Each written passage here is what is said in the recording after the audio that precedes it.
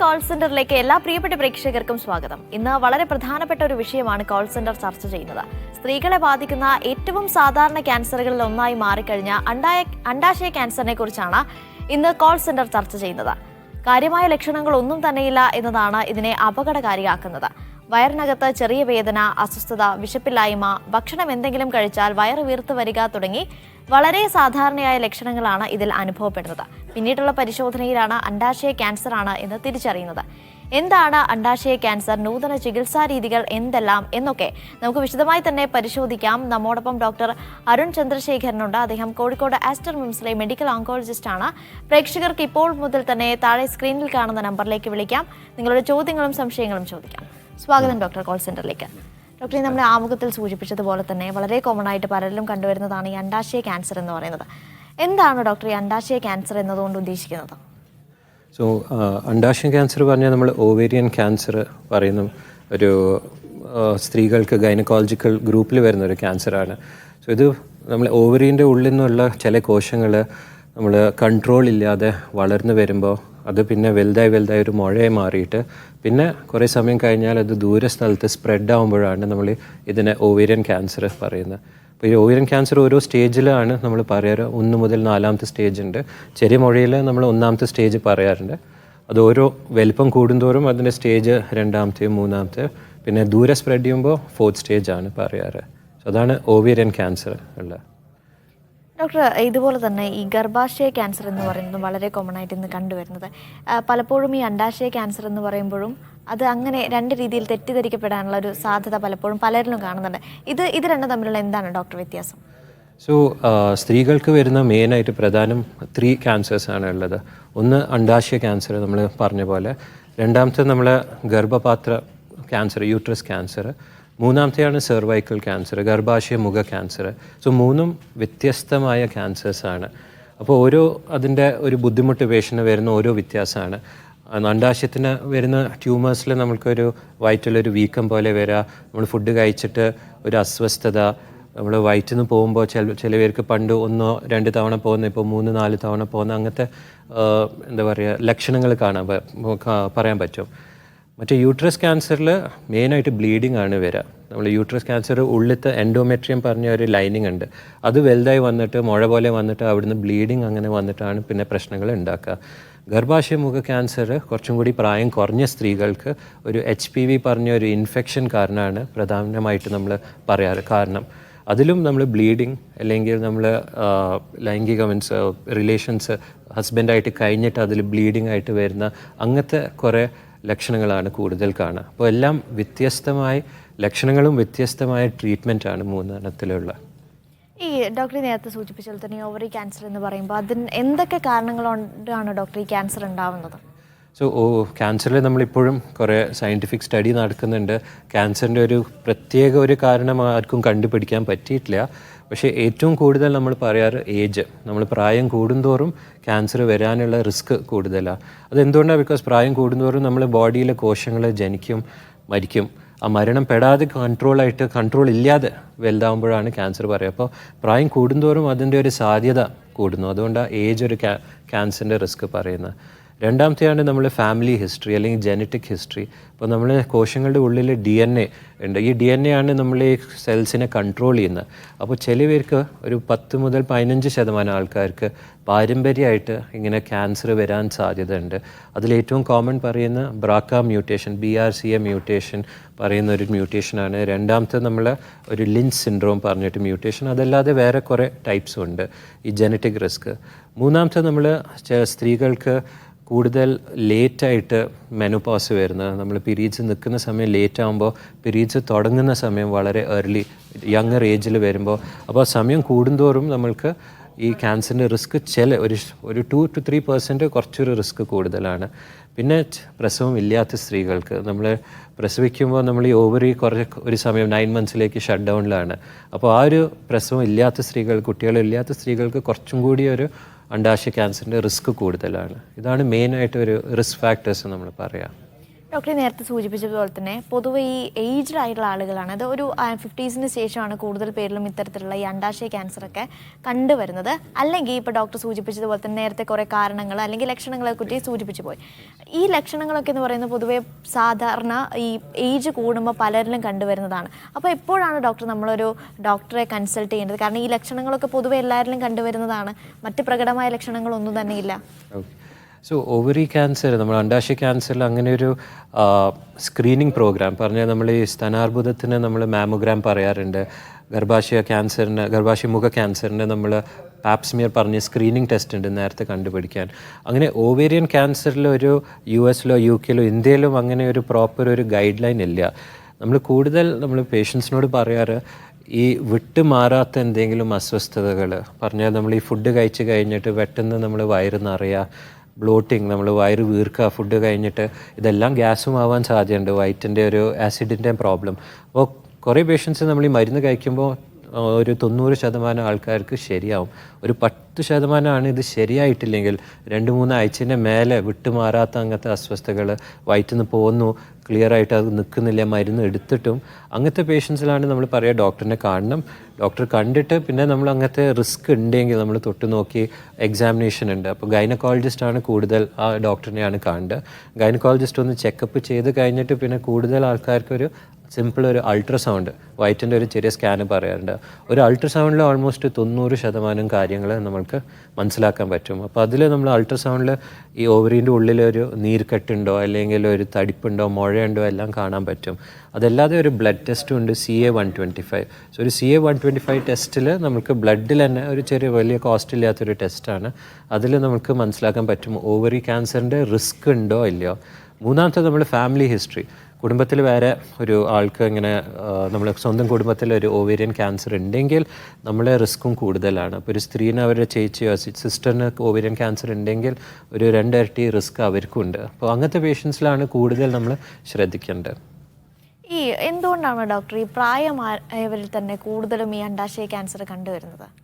So ഞാൻ നേരത്തെ പറഞ്ഞ പോലെ നമ്മൾ ഏജ് കൂടുന്തോറും, നമ്മൾ പ്രായം കൂടുന്തോറും ഈ കോശങ്ങൾ വളർന്ന് മരിക്കണം. അത് എല്ലാ ഒരു നമ്മുടെ ബോഡിയിലൊരു സെല്ല്, ഒരു കോശം അത് വളർന്നാൽ അത് ഒരു ടൈം കഴിഞ്ഞിട്ട് മരിക്കണം. അപ്പോൾ ഓരോ സെൽസിനും വ്യത്യാസ ടൈമുണ്ട്. ബ്ലഡ് സെല്ല് 120 ദിവസമാണ്, പ്ലേറ്റ്ലെറ്റ് 7 ദിവസമാണ്, WBC ഒരു 3-4 ദിവസമാണ്.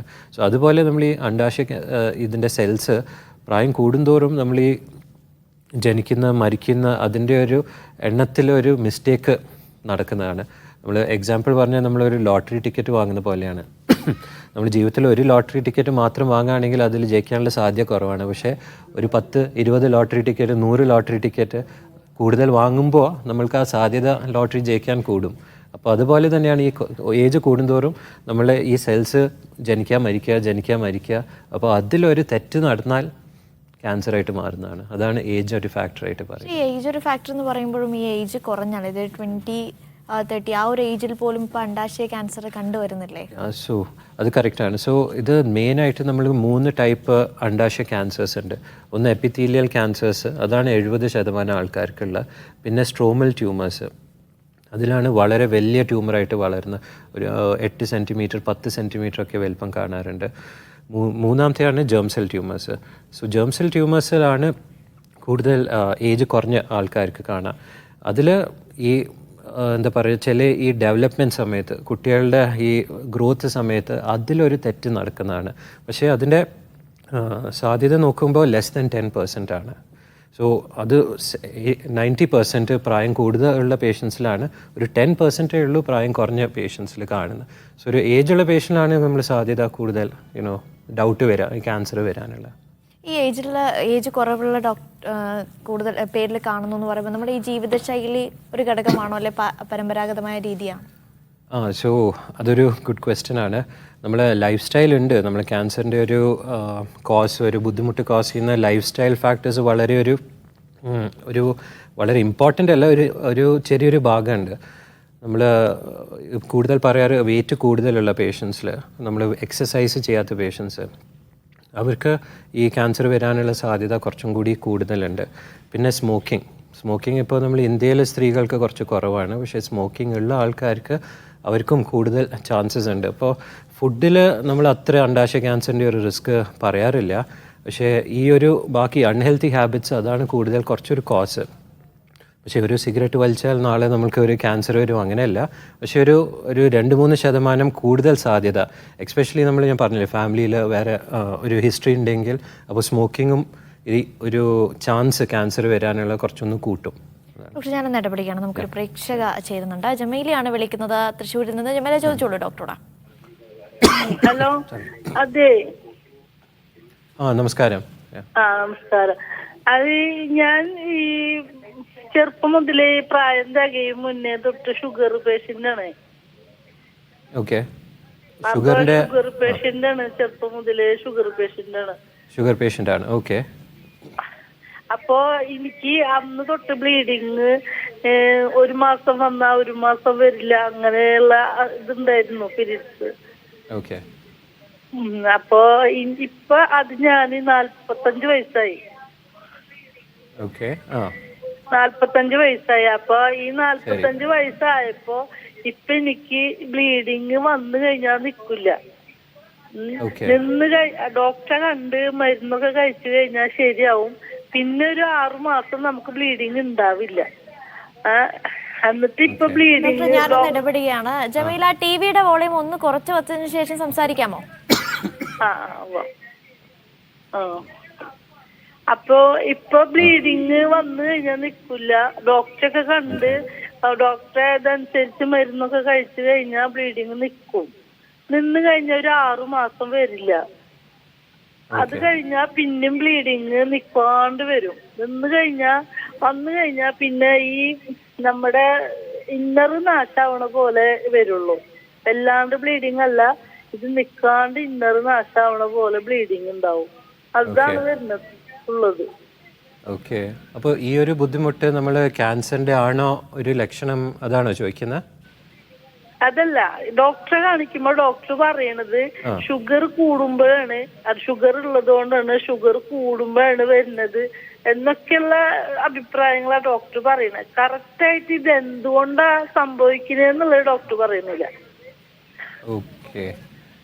സോ ഇത് ആക്ച്വലി നമ്മൾ ഈ ബ്ലീഡിങ് വരുന്ന കുറേ കാരണങ്ങളുണ്ട്. എക്സ്പെഷ്യലി ഇപ്പോൾ പറഞ്ഞില്ലേ ഷുഗറുള്ള പേഷ്യൻ്റ് ആയിരുന്നു. അപ്പോൾ ഷുഗറുള്ള പേഷ്യൻസിൽ നമ്മൾ ചില ഓവറീൻ്റെ ഒരു പോളിസിസ്റ്റിക് ഓവറി ഡിസീസ് പറഞ്ഞ് കുറച്ച് ഹോർമോണിൻ്റെ വ്യത്യാസങ്ങൾ സാധാ ഒരു ആളുടെക്കാളും കുറച്ച് വ്യത്യാസങ്ങൾ കാണാറുണ്ട്. അപ്പോൾ അതിൽ കുറേ നമ്മൾ ടെസ്റ്റ് നോക്കിയിട്ട് മനസ്സിലാക്കാൻ പറ്റും. ചില ബ്ലഡ് ടെസ്റ്റ് ഉണ്ട്, നമ്മൾ ഈ ഹോർമോണിൻ്റെ ലെവലിൽ അങ്ങനെ വ്യത്യാസങ്ങളുണ്ടോ, ഈ ബ്ലീഡിങ്ങിൻ്റെ ഒരു കോസ് ഉണ്ടോ, അത് മനസ്സിലാക്കാൻ പറ്റും. രണ്ടാമത്തെ നമ്മളൊരു അൾട്രാസൗണ്ട് ചെയ്തിട്ട് അതിലും മനസ്സിലാക്കാൻ പറ്റും അങ്ങനത്തെ ഓവറി, നമ്മൾ ഈ ബ്ലീഡിങ് വരുന്നത് നമ്മൾ ഈ ഹോർമോൺ ഉണ്ടാക്കുന്നത് നമ്മൾ അണ്ഡാശയത്തിനാണ്. അപ്പോൾ അതിലെന്തെങ്കിലും ബുദ്ധിമുട്ടോ അതിലെന്തെങ്കിലും മാറ്റങ്ങളുണ്ടോ, പിന്നെ നമ്മൾ ഗർഭാശയമില്ല, നമ്മളെ യൂട്രസിൻ്റെ ഉള്ളിൽ എന്തെങ്കിലും പ്രോബ്ലംസ് ഉണ്ടോ. ഈ ഷുഗർ കാരണം എല്ലാ പേഷ്യൻറ്റിലും അങ്ങനെ ബുദ്ധിമുട്ട് വരില്ല, പക്ഷേ ചില പേർക്ക് വരാൻ ചാൻസ് ഉണ്ട്. അപ്പോൾ അങ്ങനെ ഒരു അൾട്രാസൗണ്ട് നോക്കിയിട്ട് അതിൽ ബെറ്റർ ആണെങ്കിൽ, അങ്ങനെ പ്രശ്നമൊന്നും ഇല്ലെങ്കിൽ നമ്മൾ അങ്ങനെ ജസ്റ്റ് ഫോളോ അപ്പിൽ വെച്ചാൽ മതി.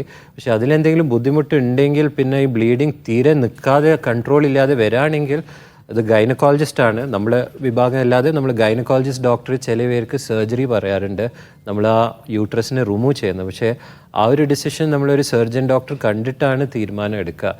അപ്പോൾ പറഞ്ഞ ക്വസ്റ്റ്യനിൽ ഈ ഒരു ഷുഗർ കാരണം ബ്ലീഡിങ്ങിൻ്റെ ചില പേർക്ക് റിസ്ക് ഉണ്ട്. അപ്പോൾ അത് നമ്മൾ ഡോക്ടർ നോക്കുമ്പോൾ അവർ തന്നെയാണ് നോക്കിയിട്ട് തീരുമാനമാക്കുന്നത്. യെസ് ഡോക്ടർ, ഇപ്പോൾ വന്ന ചോദ്യം എന്ന് പറയുന്നത് ഗൈനക്കോളജിയായിട്ട് ബന്ധപ്പെട്ട ഒരു ചോദ്യമാണ്. നമുക്ക് ഏതായാലും ഒരു ഇടവേളയ്ക്ക് ശേഷം തിരിച്ചെത്താം.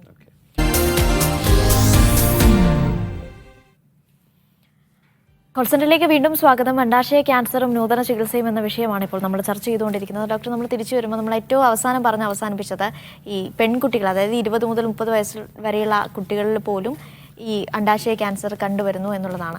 പക്ഷേ ഇങ്ങനെയുള്ള ഏജ് കാറ്റഗറിയിലുള്ള ആളുകൾക്ക് വരുമ്പോൾ ഉണ്ടാകുന്ന സംശയം എന്ന് പറയുന്നത് ഇനി അവർക്കൊരു ഫാമിലി ലൈഫ് ഉണ്ടാവില്ല, അതായത് ഇനി കൺസീവ് ചെയ്യാനുള്ള സാധ്യതകൾ വളരെ കുറവാണ് എന്നൊക്കെയാണ്. ഇതിലെന്തെങ്കിലും അടിസ്ഥാനമുണ്ടോ ഡോക്ടർ? സോ അതൊരു വളരെ ഇമ്പോർട്ടൻ്റ് ഒരു ക്വസ്റ്റ്യൻ ആണ്. സോ നമ്മൾ ഈ ഒരു അണ്ഡാശയ ക്യാൻസർ വരുമ്പോൾ ഏറ്റവും വലിയ ട്രീറ്റ്മെൻറ്റ് ഓപ്പറേഷൻ സർജറിയാണ്, നമ്മൾ മുഴയെ മാറ്റിയെടുക്കുന്നത്.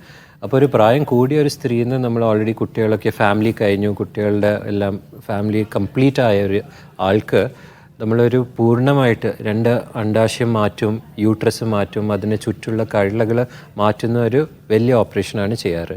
ഇപ്പോൾ പ്രായം കുറഞ്ഞൊരു കുട്ടിയാണെങ്കിൽ, ഒരു പെൺകുട്ടി ജസ്റ്റ് അല്ലെങ്കിൽ കല്യാണം കഴിയാത്തൊരു സ്ത്രീ ആണെങ്കിൽ അവർക്ക് നമുക്കൊരു പ്രത്യേക ഫെർട്ടിലിറ്റി സ്പാരിങ് സർജറി പറഞ്ഞിട്ടൊരു ഓപ്പറേഷൻ ഉണ്ട്. അതിൽ നമ്മൾ ഈ മുഴനെ മാത്രം നമ്മൾ മാറ്റിക്കളഞ്ഞിട്ട് ബാക്കി ഏരിയൻ്റെ ചെറിയ സാമ്പിൾ മാത്രം എടുത്തിട്ട് അതിൽ ട്യൂമറൊന്നും ഇല്ല കൺഫേം ചെയ്തിട്ട് ഒരു പൂർണ്ണ വലിയതല്ല പക്ഷെ ഒരു സ്മോളർ സർജറിയിൽ നമ്മൾക്ക് ഈ പൂർണ്ണമായിട്ട് ഇതിനെ ചികിത്സ ചെയ്യാൻ പറ്റും. ഇതിലൊരു ചെറിയ റിസ്ക് ഉണ്ട്, ഫ്യൂച്ചറിൽ ഇനിയും നമ്മൾ ഫോളോ അപ്പ് ചെയ്യണം. സോ നമ്മൾ ഫോളോ അപ്പ് ചെയ്യണം ഒരു 3 മാസം, പിന്നെ 6 മാസം, പിന്നെ കൊല്ലത്തിലൊരു പ്രാവശ്യം. ഇത് കഴിഞ്ഞിട്ട് നമ്മൾ ഫാമിലിയൊക്കെ കഴിഞ്ഞ് പ്രസവമൊക്കെ കഴിഞ്ഞ് ചില പേര് നമ്മൾ കൗൺസിൽ പറയാറുണ്ട്. നമ്മൾ ഒരു പൂർണ്ണമായി ഇപ്പോൾ കുറച്ച് ബാക്കിയുള്ള ആ ഒരു കംപ്ലീറ്റ് സർജറി ഒരു പൂർണ്ണമായിട്ട് ബാക്കി കാര്യങ്ങൾ എടുക്കാനുള്ള ഒരു ഓപ്ഷൻ കൊടുക്കാറുണ്ട്. അപ്പോൾ അത് ഫൈനൽ പേഷ്യൻസ് നോക്കിയിട്ടാണ് നമ്മൾ ഡിസിഷൻ എടുക്കുന്നത്. പക്ഷേ നമ്മൾ ഫാമിലി ലൈഫും പിന്നെ ഫെർട്ടിലിറ്റി സംരക്ഷിച്ചിട്ട് ചെയ്യാൻ പറ്റുന്ന ഓപ്പറേഷൻ ഉണ്ട്. ഡോക്ടർ, ഇപ്പോൾ അതായത് ഇനിയിപ്പോൾ ഈ ഒരു ഏജ് കാറ്റഗറിയിൽ വന്നു കഴിഞ്ഞാൽ ഇനിയും വരാനുള്ള സാധ്യത തള്ളിക്കളയാൻ പറ്റില്ല എന്നാണ് ഡോക്ടർ സൂചിപ്പിക്കുന്നത്. സോ എല്ലാ ക്യാൻസറിലും നമുക്ക് ആ ഒരു ചെറിയൊരു റിസ്ക് ഉണ്ട്, നമ്മൾ ഫ്യൂച്ചറിൽ വരാനുള്ള ചാൻസസ് ഉണ്ട്. അതുകൊണ്ടാണ് നമ്മൾ എല്ലാം ട്രീറ്റ്മെൻറ്റ് കഴിഞ്ഞിട്ട് ഒരു ഫോളോ അപ്പ് നമ്മൾ പറയാറ് 3 മാസം കൂടുമ്പോൾ 6 മാസം കൂടുമ്പോൾ. പക്ഷേ ആ റിസ്ക് സമയം കൂടുന്തോറും അതിൻ്റെ റിസ്ക് കുറഞ്ഞു വരും. ആദ്യത്തെ 2 വർഷമാണ് ഏറ്റവും കൂടുതൽ നമ്മൾ റിസ്ക് പറയാറ്. 2 വർഷം കഴിഞ്ഞ് കിട്ടുകയാണെങ്കിൽ അതിന് റിസ്ക് വളരെ നോർമലായിട്ട് ചുരുങ്ങി വരും. ഇപ്പം ഏർലി സ്റ്റേജ് ആണെങ്കിൽ നമുക്കത് പൂർണ്ണമായിട്ട് ചികിത്സിച്ച് ഭേദമാക്കാൻ പറ്റുമോ? പറ്റും. സോ ഏർലി സ്റ്റേജ് അണ്ഡാശയ ക്യാൻസർ സ്റ്റേജ് 1 ആണ് നമ്മൾ പറയുക. സോ അതിൽ ഏറ്റവും കോമൺ ഞാൻ പറഞ്ഞില്ല എപ്പിത്തീലിയൽ ഓവരിയൻ ക്യാൻസർ ടൈപ്പാണ് 70%. അതിൽ സ്റ്റേജ് 1 ഓൾമോസ്റ്റ് 90% ക്യൂർ റേറ്റ്. 90% പറഞ്ഞാൽ നമ്മളൊരു 100 പേര് ചികിത്സ ചെയ്താൽ ഒരു 10 വർഷം കഴിഞ്ഞിട്ട് 90 ആൾക്കാർ ഒരു അസുഖമില്ലാതെ നമുക്ക് ജീവിച്ച് പോകുന്ന ഇഷ്ടം പോലെ കാണാറുണ്ട്. സ്റ്റേജ് കൂടുന്തോറും അതിൻ്റെ സാധ്യത കുറച്ചൊന്ന് കുറയും. അപ്പോൾ നമ്മളൊരു 2ാമത്തെ സ്റ്റേജ് ആകുമ്പോൾ നമ്മൾക്ക് അതൊരു 60%, പിന്നെ 3ാമത്തെ സ്റ്റേജ് ആകുമ്പോൾ 30%, അങ്ങനെ കുറഞ്ഞു വരും. സോ 4ാമത്തെ സ്റ്റേജ് മാത്രമാണ് നമ്മൾ പറയുക ഫുള്ളായിട്ട് ക്യൂർ ചെയ്യാൻ പറ്റില്ല, പക്ഷേ അസുഖത്തിനെ കൺട്രോൾ ചെയ്യാൻ പറ്റും. അതിൽ കീമോതെറപ്പി കൊടുത്തിട്ടോ ടാർഗറ്റ് തെറപ്പി അല്ലെങ്കിൽ ഇമ്മ്യൂണോതെറപ്പി പറഞ്ഞ ചികിത്സാ രീതിയിൽ ചെയ്യാം. ഡോക്ടർ, വേറൊരു സംശയം കൂടി, അതായത് ഈ ഫെർട്ടിലിറ്റി ട്രീറ്റ്മെൻ്റ് ഒക്കെ ചെയ്തുകൊണ്ടിരിക്കുന്ന ആളുകൾ പലപ്പോഴും പ്രകടിപ്പിക്കുന്ന ഒരു കാര്യമാണ്, അതായത് ഇനിയിപ്പോൾ ഈ ഒരു ട്രീറ്റ്മെൻറ്റ് കഴിഞ്ഞ് കഴിഞ്ഞാൽ അണ്ഡാശയ ക്യാൻസർ വരാനുള്ള സാധ്യതകളുണ്ടെന്നൊക്കെ, അതിലെന്തെങ്കിലും അടിസ്ഥാനം ഉണ്ടോ ആ ഒരു കാര്യത്തിൽ?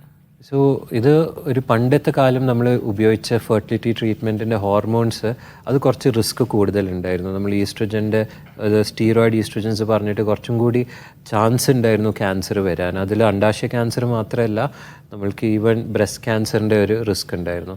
പക്ഷേ ഇപ്പോൾ പുതിയ വരുന്ന ഹോർമോണൽ തെറപ്പീസിൽ ആ റിസ്ക് വളരെ കുറവാണ്. എല്ലാ സ്ത്രീകൾക്ക് ഒരു ക്യാൻസർ വരാനുള്ള ഒരു ചെറിയൊരു ശതമാനം ഒരു സാധ്യത ഉണ്ട്. അത് യൂഷ്വലി ഒരു 1.5% ഉള്ളൂ. അപ്പോൾ ഈ ഫെർട്ടിലിറ്റി ട്രീറ്റ്മെൻറ്റിൽ ആ ഒരു പെർസെൻറ്റേജിന് വലിയ മാറ്റങ്ങൾ വരാൻ പോകുന്നില്ല. അപ്പോൾ ഇപ്പോഴത്തെ ട്രീറ്റ്മെൻറ്റ്സിൽ നമ്മൾക്ക് കോൺഫിഡൻസ് കൂടെ ചെയ്യാൻ മുമ്പോട്ട് നീങ്ങാം. ഇപ്പോൾ ഒരു ഓവറി ക്യാൻസറിൻ്റെ റിസ്കിൻ്റെ ഒരു പേടിച്ചിട്ട് നമുക്ക് അതിൻ്റെ ഫെർട്ടിലിറ്റി ട്രീറ്റ്മെൻറ്റ് എടുക്കാതെ പോകേണ്ട ഒരു അവസരമില്ല. നമ്മളൊരു കോൺഫിഡൻ്റ് ആയിട്ട് പ്രൊസീഡ് ചെയ്യാൻ പറ്റും. ഡോക്ടർ, ഇപ്പോൾ നമ്മൾ ചികിത്സാ രീതിയെ പറ്റി പറയുമ്പോൾ ഇപ്പോൾ നമ്മുടെ നാട്ടിൽ അവൈലബിൾ ആയിട്ടുള്ള ചികിത്സാ രീതികൾ, അതായത് അണ്ഡാശയ ക്യാൻസറിനെതിരെയുള്ള ചികിത്സാ രീതികളെ കുറിച്ചൊന്ന് വിശദമാക്കാം. സോ ഞാൻ പറഞ്ഞ പോലെ നമ്മൾ ഈ അണ്ഡാശയ ക്യാൻസറിൻ്റെ ഓരോ സ്റ്റേജ് അനുസരിച്ചിട്ടാണ് നമ്മൾ ട്രീറ്റ്മെൻറ്റ് വരിക. അപ്പോൾ 1ാമത്തെ സ്റ്റേജൊക്കെ ആണെങ്കിൽ നമ്മൾ ഫസ്റ്റ് സർജറിയാണ്, അതിനെ ശസ്ത്രക്രിയ വഴി അതിനെ മാറ്റിക്കളയുന്നതാണ്. സ്റ്റേജ് കൂടുന്തോറും അതിൽ കുറച്ച് എക്സ്ട്രാ ട്രീറ്റ്മെൻറ്റ് വരും. 2ാമത്തെ സ്റ്റേജിലും നമ്മൾ ചില പേർക്ക് സർജറി ചെയ്യും ആദ്യം, ചില പേർക്ക് നമ്മൾ കീമോതെറപ്പി നമ്മൾ മരുന്ന് കൊടുത്തിട്ട് ആദ്യം ചുരുക്കിയിട്ട് പിന്നെ ഓപ്പറേഷൻ ചെയ്യാറുണ്ട്. 3ാമത്തെ സ്റ്റേജ് ആകുമ്പോഴും കൂടുതൽ ആൾക്കാർക്ക് നമ്മൾ കീമോതെറപ്പിയാണ് കൊടുക്കുക. കീമോതെറപ്പി പറയുമ്പോൾ നമ്മൾ ഈ കോശങ്ങളെ കൊല്ലുന്ന സ്ട്രോങ് ആയ മരുന്നാണ്. അപ്പോൾ എല്ലാവരും കേട്ടിട്ടുണ്ടാവും അതിൻ്റെ സൈഡ് ഇഫക്റ്റും ഇതൊക്കെ ബുദ്ധിമുട്ട്, ഛർദി, മുടിക്കൊഴിച്ചിൽ, അങ്ങനത്തെ കുറേ ബുദ്ധിമുട്ടുകൾ വരുന്ന. പക്ഷേ ഈ കാലത്തുള്ള പുതിയ മെഡിസിൻസിൽ നമ്മൾ ഇതിൻ്റെ സൈഡ് ഇഫക്റ്റ്, ഇതിൻ്റെ ഒരു പ്രശ്നങ്ങൾ വളരെ നമ്മൾക്ക് കുറയ്ക്കാൻ പറ്റിയിട്ടുണ്ട്. ഇപ്പോൾ ഛർദിയൊക്കെ വളരെ അപൂർവമാണ് കാണാറ്. ആൻഡ് ഈ മുടി കൊഴിച്ചിലിന് നമുക്ക് പ്രത്യേക ട്രീറ്റ്മെൻറ്റ് ഉണ്ട്, സ്കാൽപ്പ് കൂളിംഗ് പറഞ്ഞിട്ട് മുടി കൊഴിച്ചിൽ കുറയ്ക്കാൻ വേണ്ടിയിട്ടുള്ള ചെയ്യുന്ന കുറേ പ്രൊസീജിയേഴ്സ് ഉണ്ട്. ആൻഡ് ഇപ്പോൾ കുറേ ആൾക്കാർക്ക് ഇവൻ പ്രായമൊരു പ്രശ്നമല്ല, നമ്മൾ കൂടുതൽ പ്രായമുള്ള പേഷ്യൻസിൽ നമ്മൾക്ക് കീമോ സേഫായിട്ട് കൊടുക്കാൻ പറ്റുന്നുണ്ട്. ഈ കീമോ കൊടുത്തു കഴിഞ്ഞിട്ട് ക്യാൻസറിനെ ചുരുക്കിയിട്ട് പിന്നെയാണ് നമ്മളൊരു സർജറി ചെയ്യുക. ആൻഡ് സർജറി ചെയ്തിട്ടും കുറച്ചും കൂടി കീമോ കൊടുക്കാറുണ്ട്, ബാക്കി കാണാൻ പറ്റാത്ത എന്തെങ്കിലും കോശങ്ങളുണ്ടെങ്കിൽ അതിനും ക്ലിയർ ആക്കാൻ വേണ്ടി. ഇതാണിപ്പോൾ സ്റ്റാൻഡേർഡ് ഒരു 3ാമത്തെ സ്റ്റേജ് വരെയുള്ള നമ്മൾ ട്രീറ്റ്മെൻറ്റ്സിലുള്ള. പുതിയതായിട്ട് വന്നത് നമ്മൾ പാർപ്പ് ഇൻഹിബിറ്റേഴ്സ് പറഞ്ഞ ഗുളികയുണ്ട്. ആ ഗുളിക നമ്മൾ ചില ഓവേരി അണ്ടാശയ ക്യാൻസറിൽ നമ്മൾ ഈ പറഞ്ഞ പോലെ DNA പ്രശ്നങ്ങളുണ്ട്. 50% ആൾക്കാർക്ക് ആ DNA പ്രശ്നമുണ്ട്. അങ്ങനത്തെ ആ പ്രത്യേക ആൾക്കാർക്ക് നമ്മൾ ടെസ്റ്റ് കൂടെ കണ്ടുപിടിച്ചിട്ട് അതിൻ്റെ ഒരു ട്രീറ്റ്മെൻറ്റ് ഒരു ഗുളികയായിട്ട് നമുക്ക് ഉപയോഗിക്കാൻ പറ്റും. തീർച്ചയായും. അതായത് ഇപ്പോൾ ഡോക്ടർ സൂചിപ്പിച്ചതുപോലെ തന്നെ ഈ ആഫ്റ്റർ കെയർ എന്ന് പറയുന്നത് വളരെ പ്രധാനപ്പെട്ട ഒരു ഘടകമാണ് അല്ലേ. ഇപ്പം ഏതായാലും ഡോക്ടർ സമയപരിമിതി ഉണ്ട്, അതുകൊണ്ട് മാത്രം ഇടപെടുകയാണ്. ഇത്രയും നേരം പ്രേക്ഷകരുടെ സംശയങ്ങൾക്ക് മറുപടി നൽകിയതിനും ചോദ്യങ്ങൾക്ക് മറുപടി നൽകിയതിനും വളരെയധികം നന്ദി. അണ്ടാശയ ക്യാൻസറും നൂതന ചികിത്സയും എന്ന വിഷയമാണ് നമ്മൾ ഇന്ന് ചർച്ച ചെയ്തത്. അതിഥിയായി എത്തിയത് മെഡിക്കൽ ഓങ്കോളജിസ്റ്റ് ഡോക്ടർ അരുൺ ചന്ദ്രശേഖരനാണ്.